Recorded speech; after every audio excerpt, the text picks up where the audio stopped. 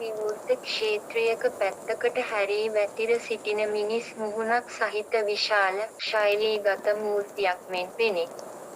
විශේෂාංග අතිශයෝක්තියට නංවා ඇත සම්පූර්ණ තොල් කැපී පෙනෙන නාසය සහ තද පින්තාරු කරන ලද ඇස් වේශ නිරූපණය එයට අධියථාර්ථ හෝ පොක් කලා හැඟීමක් ලබා දෙයි.